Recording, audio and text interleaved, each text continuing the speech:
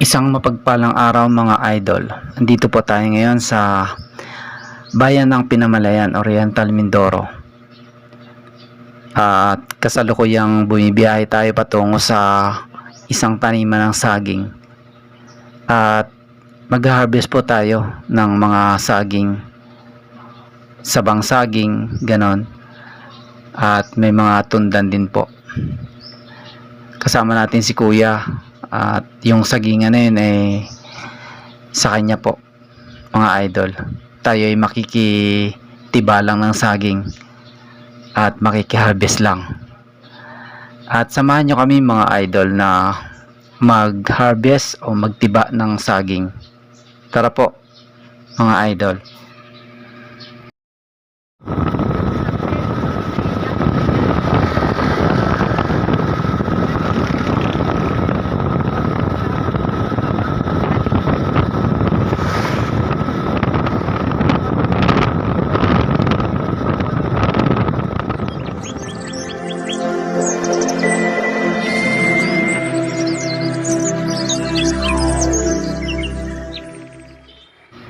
At ayun mga idol, nandito na po tayo sa lugar kung saan ay mangunguha tayo at mag-harvest ng mga saging.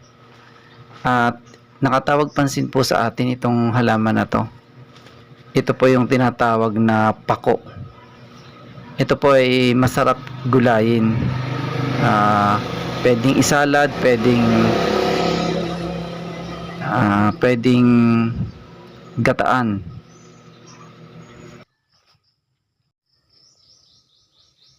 Ito pako.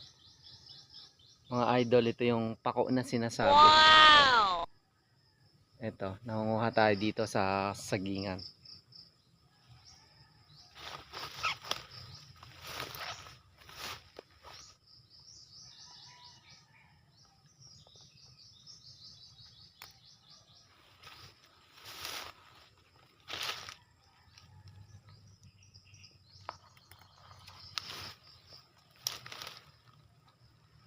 At ayun mga idol, marami na agad tayo nakuha na pako.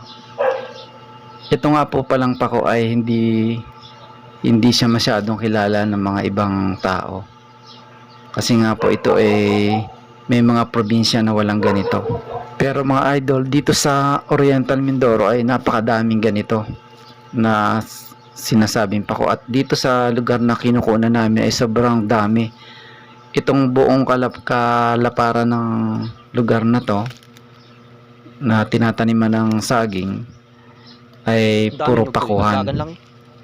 At napakadami, kahit isang sako siguro ay kaya nating makakuha dito. At habang nagtitiba naman ng saging o nag-harvest si na kuya ng saging na saba ay nanguha tayo ng pako mga idol. At ito ay gugulayin natin pagdating sa bahay. Gagataan natin to o di kaya ay salad. Ayan o, napakarami. Ito po ay may katulad din na halaman to na tinatanim sa mga bahay na ganitong klase rin, pero iba yun, mga halaman naman po yun. At ayun mga idol, pupunta natin yung kasama nating bata. Ayun o. At marami siyang nakuha siguro. Ibibigyan natin yung nakuha natin para pagsasama-sama na. Dito, hindi po tayo kukuha ng marami, pang gulay lang ang kukunin natin. Kasi po ito ay sayang, masisira lang pagka maraming kunin natin. Ayan o, marami na. Pagka hinima ito, marami na po mga idol. At nakaka-enjoy manguha ng pako. Sa amin kasi sa Occidental ay walang ganito. Dito lang sa Oriental merong ganitong pako. Pero yung mga tinitinda sa amin eh galing dito. Ayan o. Napaka-sustansya pa naman ng pako mga idol. At masarap na salad yan. Lalagyan ng kamatis. Tapos ng sibuyas. Pag gusto kayo kung ano ilalagay nyo, pwedeng maglagay kayo ng dressing salad. At ayan na mga idol, nakatiba na ng saging si na kuya. At ito si Alvin, yung kasama namin. May bit-bit na saging. Ayan oh. Ngayon lang din siya nakakita ng gulay na pako, kaya namamangha siya sa amin kung ano yung kinukuha namin mga idol. At hindi pa siya nakakatikim niyan sa buong buhay niya. At ayun, yung nakuha namin, binalot ni kuya sa dahon ng saging para hindi siya malanta.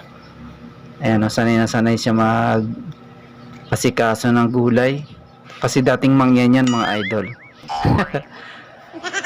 Ayan mga idol. At dito naman tayo sa pagtitiba ng saging.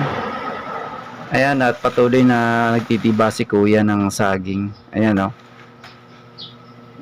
Busy siya sa pagkuha ng mga saging na saba. At ito ipapadala niya sa amin pag uwi. Ayan o, nagpapasalamat tayo dahil pagka pumupunta tayo dito ay marami tayong dalang saging pauwi ng Occidental. Ayan o, yun nga, marami lang langgam.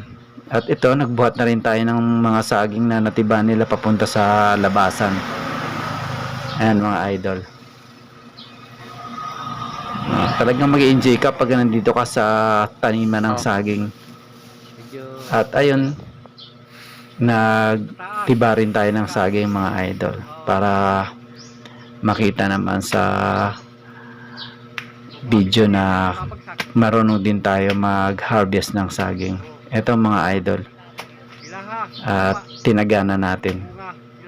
Banda taas na tayo tumaga para hindi siya bumagsak ng tuluyan sa lupa. At inalalayan natin. Ayan mga idol.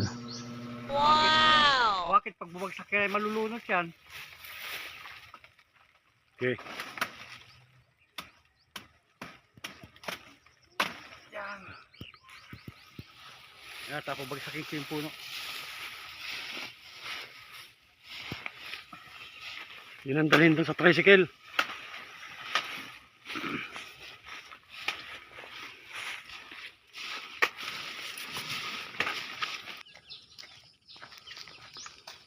Taas? Yeah.